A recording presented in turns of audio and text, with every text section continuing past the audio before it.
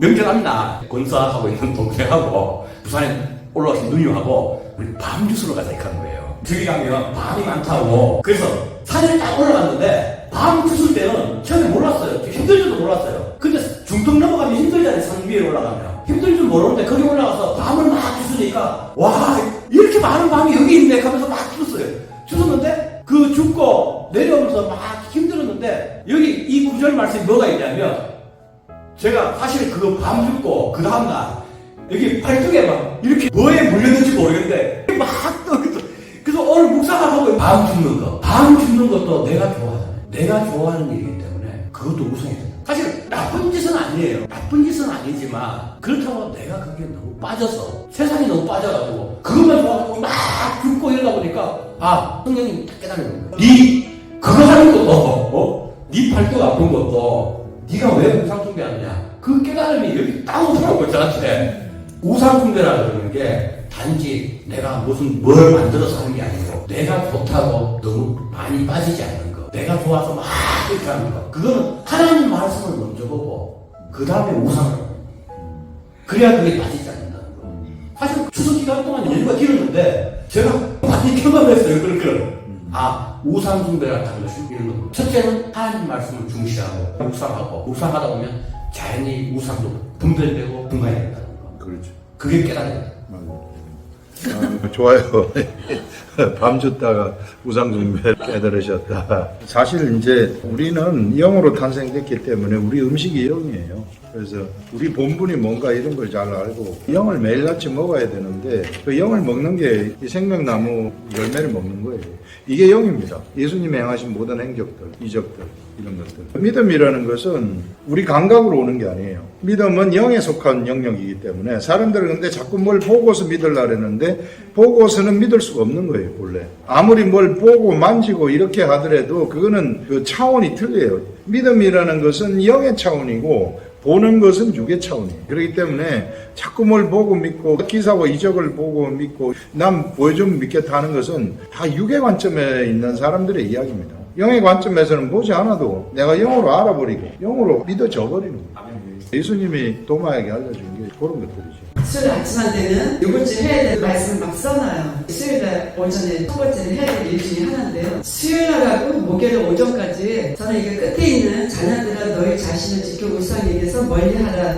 이 말씀이 이제 우상이라는 단어가 이제 확 떠오르더라고요. 세상에서 우리가 이제 생각하고 좋아하는 부귀, 명예, 돈 이런 거가 생각이 났고요. 물론 이제 우상 숭배도 우상이고요. 그러면서 취미생활도 하나의 우상이 될 수가 있다는 생각을 하게 됐어요. 너무 취미생활에 이제 흠뻑 빠져서 모든 삶의 재미를 거기 느끼는 사람들이 있더라고요. 여가 선영하는 정도 말고요. 취미생활에 옛날에 LP판이라고요. 비쌌거든요. 80년대 그거를 어떤 집에 이제 교회에 주의하는 성가 집사님 댁인데 식사를 초대해 주셔가지고 갔었어요. 근데 거실에 밑에 칸, 위에 칸 쫙 이렇게 세워놨을 때요. 근데 그게 쫙 있는 거예요. 근데 이분은 그게 너무너무 좋고 막 자랑이 돼가지고 막 그걸 막 얘기를 하고 언제서부터 어떻게 구입을 했고 무슨 돈만 있으면 구입하고 다 신이 나서 막 얘기를 하는데 사실 그때 저도 이제 믿음이 없으면서도 이 생각이 들더라고요. 그게 참 부럽다 이런 생각은 전혀 안 들고 저렇게 취미생활 흠뻑 빠져 있는 게 하나님 볼 때 좀 합당하지 않는 게 아닌가 이런 생각이 이렇게 떠오르더라고요. 그래서 저는 이 우상이라는 단어를 딱 보자마자 그 취미에 대한 이제 생각을 좀 하게 됐어요. 제 자신은 또 어떠했었는가 이제 이런 생각을 좀 했는데 그게 목요일 오전까지 생각이 계속 그런 취미에 대해서 생각이 떠오르더라고요. 묵상을 하면서요. 목요일 오후에 제가 이제 차를 타고 어디를 가게 됐는데 그때 점심때였었어요. 이 우상이 갑자기 반대 생각이 떠오르는 거예요. 하나님 갑자기 네가 이제 나와 함께 하지 않겠니? 내가 곧 길이요 진리요 생명이란다 이러시는데 그 길이요 진리요 생명이라는 말씀이 처음으로 제가 영적으로 이렇게 들려오는 거였어요. 이 말은 어렸을 때부터 늘 듣던 소리였거든요. 그게 그냥 지식으로 제 머릿속에 이제 꽉 잡혀있는 그런 말씀이었었는데 이게 영의 말씀으로 들려와가지고 제가 너무 놀랐어요. 그러면서 제가 이제 운전 옆자리에 앉아 있었는데 그때 모자가 약간 이렇게 좀 햇빛 가리는 창 그런 모자를 쓰고 있었어요.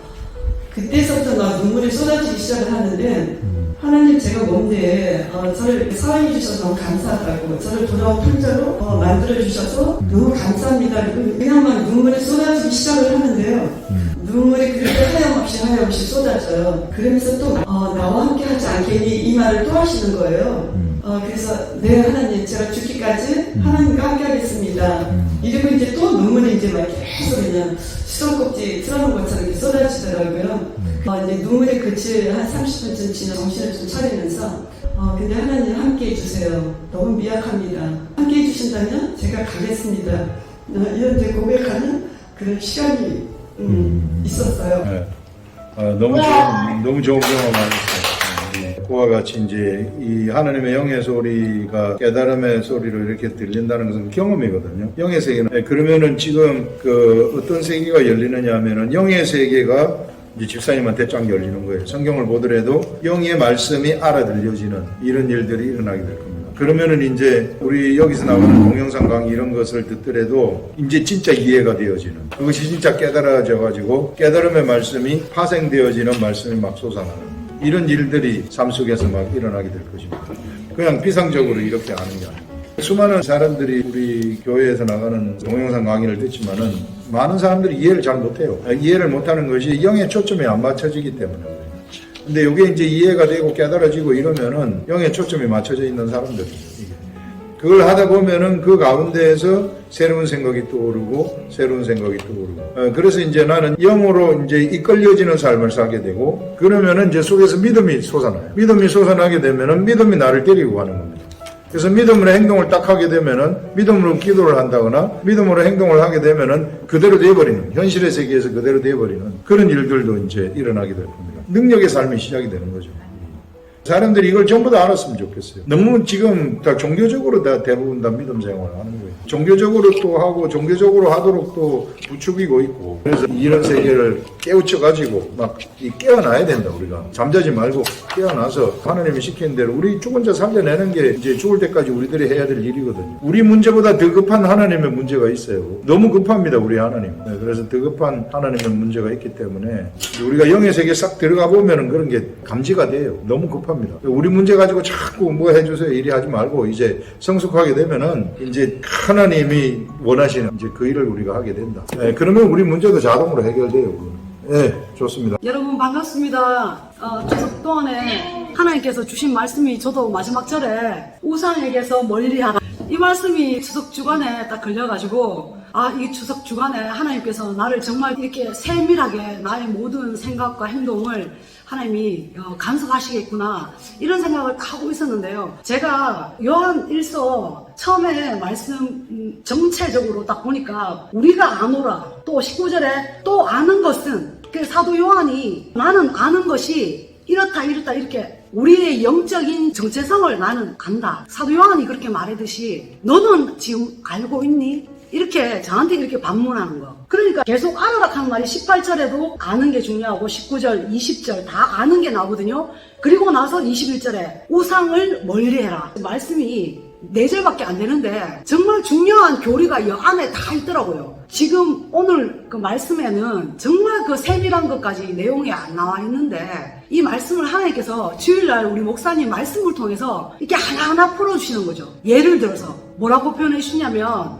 우리 이 영은 하나님이 새롭게 탄생시켰다. 그러면서 그 유다에게 하나님께서 나귀 표현이 나오거든요. 나귀를 포도나무에 맸다. 이렇게 표현을 하시는데 저한테는 좀 파생된 묵상이 뭐냐 하면 나귀 같은 짐승 같은 죄로 죽어있던 나를 나귀는 혼과 육을 표현하는 것이고 그 영은 새로운 영을 하나님이 탄생시키신 거잖아요. 새로운 영을 탄생시키는 거는 아무도 건드리지 못한다. 저의 영의 상태를 딱 밝히 주일날 설교 말씀이랑 본문 말씀이랑 딱 연결시켜 주시더라고요. 영은 아무도 손대지 못하지만 그럼 손대는 것도 있다는 거잖아요. 뭘 손대느냐? 내 혼과 육체 이거는 손을 댄다는 거죠. 그러니까 21절에 자녀들아 너희 자신을 지켜 이거는 완벽한 능동성이거든요. 혼과 육은 네가 우상에게서 너 자신을 지켜야 된다. 이게 완벽한 능동성이고 우리 영을 탄생시키는 건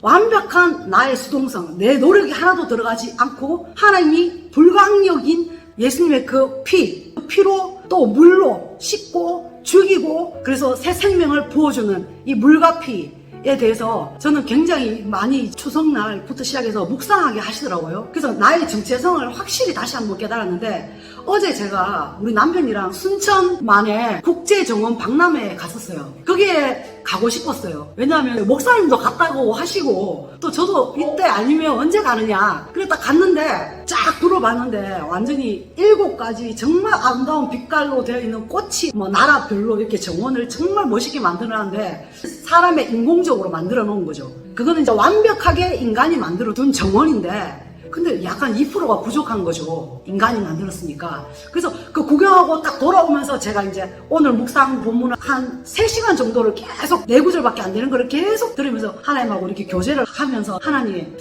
정말 꽃이 너무 아름다운데요. 하나님이 너무나 아름다운 색깔을 만들으셨네요. 하나님께서 저한테 마음에 감동이, 노아의 홍수 때 그 물로 다 심판하고 난 다음에 그 무지개 색깔이 몇 가지인지 아냐? 저한테 모르시는 거죠. 제가 차 타고 오면서 묵상하는데 7가지. 그러니까 크게 7가지 색깔이죠. 그래, 7가지는 완벽한 색깔이지. 그걸 섞으면 무슨 색이 되겠니? 그 색깔 다 섞으면 까만색이 돼요. 근데 하나님께서 주일날 거기 보면 그 유다 지파에게서 나귀를 포도나무에 맨 거. 자, 네가 죄짓던 네 혼과 육을 내가 예수 그리스도의 포도나무에 맸다. 이건 내 힘으로 했다. 그 말씀을 하시더라고요. 하시면서 거기에 보면 또 그 다음 절에 뭐 나오냐면, 그 옷을 포도주에 빨며 그의 복장을 포도주에 빨리로다. 예수님이 옷 빨 필요가 없잖아요. 예수님은 죄가 없으니까. 누구의 옷이죠? 그게 너의 혼과 육을 말하는 것이다. 제가 그러면 어떻게 살라는 그 말씀인가요? 그래, 네가 어떻게 살아야 될지 그 완벽한 능동성, 네가 할 수 있는 거는 포도주에